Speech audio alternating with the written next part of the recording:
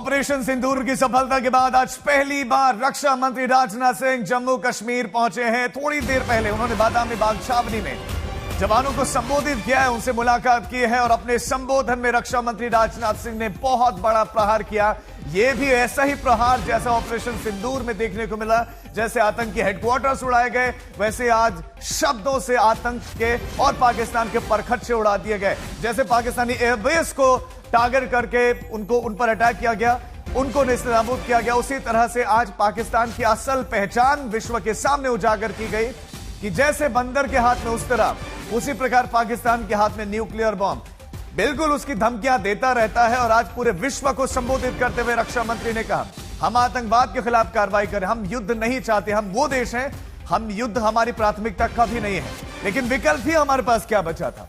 रक्षा मंत्री राजनाथ सिंह ने कहा कि पाकिस्तान से अब अगर बात होगी तो वो सिर्फ आतंकवाद और पीओके पर होगी। उन्होंने धर्म पूछकर मारा, हमने कर्म देखकर।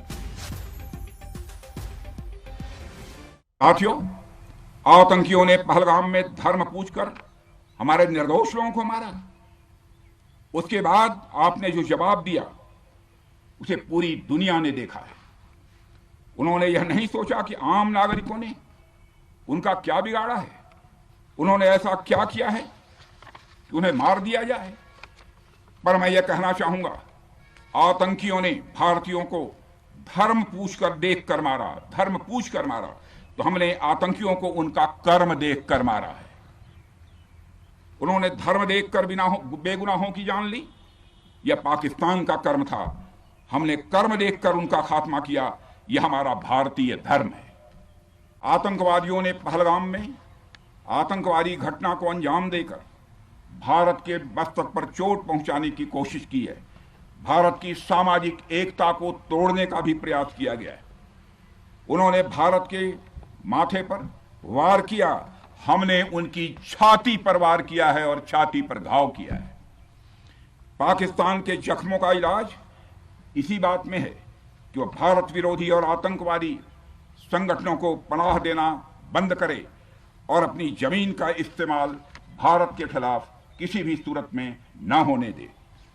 साथियों, आपको याद होगा कि लगभग 21 साल पहले स्वर्गीय अटल बिहारी वाजपेयी जी के सामने इसी पाकिस्तान ने इस्लामाबाद में डिक्लेरेशन किया था कि अब उनकी धरती से आतंकवाद एक्सपोर्ट नहीं किया जाएगा। मगर पाकिस्तान ने भारत को धोखा दिया है, पाकिस्तान ने भारत को छला है और आज भी वह धोखा दे रहा है।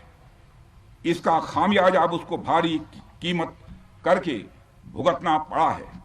और यह कीमत, यदि आतंकवादी वारदातें चलती रही तो लगातार यह बढ़ने ही वाली है।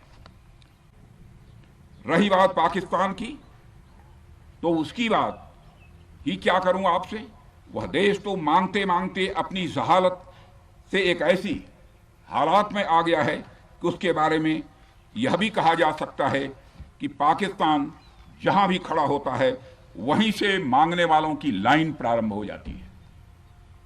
अभी आपने सुना ही होगा कैसे वह फिर एक बार इंटरनेशनल मॉनेटरी फंड IMF के पास कर्ज मांगने गया। वहीं दूसरी तरफ हमारा देश है कि हम आज उन देशों की श्रेणी में आते हैं जो IMF को फंड देते हैं ताकि IMF गरीब देशों को कर्ज दे सके। ऐसी स्थिति में हमारा यह भारत है। रामचरितमानस में स्वामी तुलसीदास जी ने लिखा है, जहां सुमतितः संपत्ति नाना, जहां कुमतितः विपत्ति निदाना। यानी जहां सुमति होती है, अच्छी नीतियां होती हैं, वहां सुख और समृद्धि होती है, और जहां कुमति होती है, बुरी मति होती है, केवल दूसरों के हित की भावना होती है, वहां तरह तरह की विपत्तियां स्वाभाविक रूप से आती ही हैं। पाकिस्तान जिसका जीता जागता यह उदाहरण है।